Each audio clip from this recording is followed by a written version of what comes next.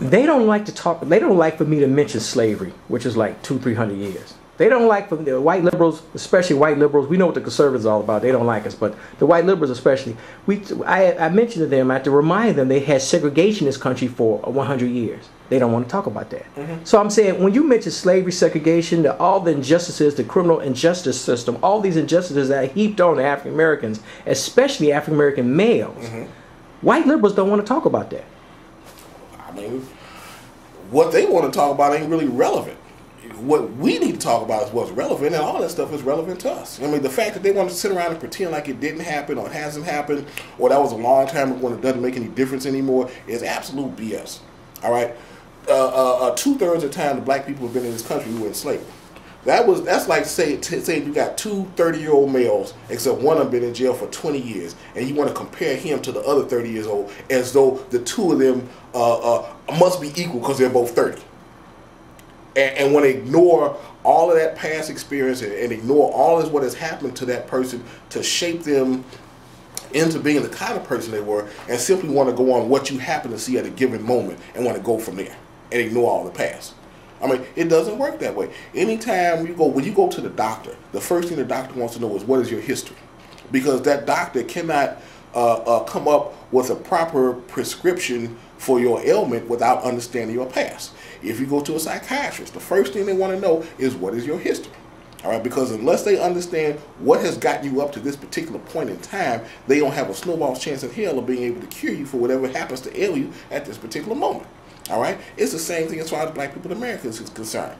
All right, you cannot ignore all the history that has made us and shaped us into being the way we are now, and then say we're going to look at how we are now and go from there. All right, it's just absolute nonsense. And how do we raise children? You know, my children are 16 and 14.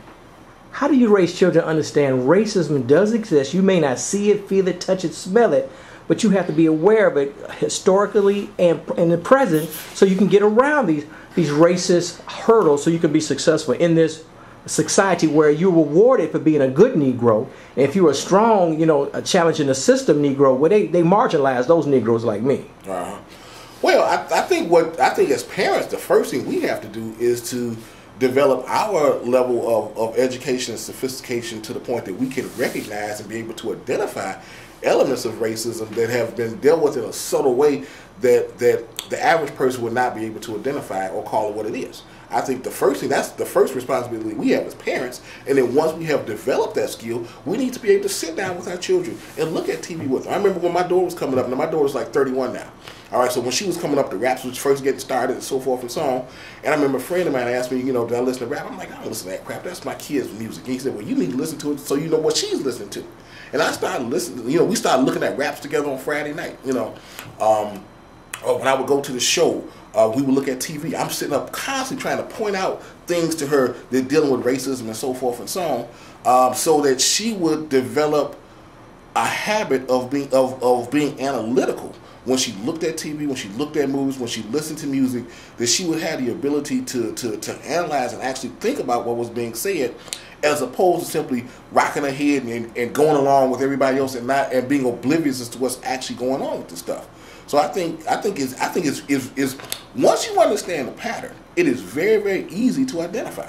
All right, and so it becomes our responsibility as parents to be able to identify this and pass the skills of being able to identify this stuff on to our children, so that they aren't bamboozled when this stuff comes up.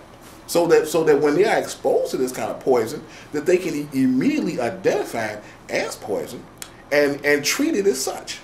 Now, we are here at a college here on the South Side, and in college, they may, analyze the television and movies and popular culture in college. But in most high schools, I don't think they do. No. And most of us don't go to college. And if we do go to college, a lot of us drop out. And about 20% I think of minorities actually finish their 4-year college education in this country. Last statistic I heard. Okay. So, it's tough. So the point is that the high schools have to do it, but let's face it, if you're a black teacher, you may get fired, and you would definitely offend Negro black teachers, and it definitely offend most white teachers if you're trying to contextualize this racist society, i.e. the media. The movies and television are full of stereotypes. That's what they do. They promote stereotypes. Right. And if you don't have somebody like yourself to explain, to contextualize these things, you fall for the okie doke. Well, I think, again, it becomes paramount a job of the parents to do this kind of stuff. I mean, most public school teachers were public school students, all right? So they know what they've been taught, which is the same nothing that was given to the generation before, all right? I mean, this you know, on the one hand, it's not a criticism of them no more than is criticizing black people for the fact that we're in such a screwed up state. We are a product of what has happened to us. Right, in the same way those teachers are a product of as to what has happened to them. But the bottom line is, those same black teachers are still passing that poison on like they were white. All right, they're still, like I said, go to any public school come October 11th and look at the bulletin boards, and you see all kind of Columbus discovered America crap. Go in November and you'll see all kind of Thanksgiving crapola. Go in December, you'll see all kind of Christmas crapola. All right, so we're still passing on this kind of stuff to our children as though it's true, and we know it ain't. We know it ain't. Which teacher actually believes Columbus discovered America in the black community? Black teachers passing this answer. You know, let me come knock on her door and with my boys and tell me, oh, how I discovered the house, how beautiful it is, and how she need to get in the backyard now because I just discovered a house and me and my friends need space to live and spread our wings. All right, let me do to her what Columbus did to this country and see if it's still okay. I mean, it's ridiculous. You were telling me you were looking for the quote, the actual story on the internet before we came in about these missionaries. Right, yeah. Dealing with they were messing with the Haitians down there. Go ahead, tell the story. Right, yeah. I just got this, and I was trying to find it because they actually had a quote from this preacher from this church down in Florida. This was some Christian fundamentalist church in Florida that had gone to Haiti, supposedly under the auspices of giving humanitarian aid and to assist the hurricane victims. And what they're doing is going down there, giving these people food, but now what they want to do is to convert them to Christianity. And if they don't want to convert to Christianity, they won't give them any more food. They let them starve.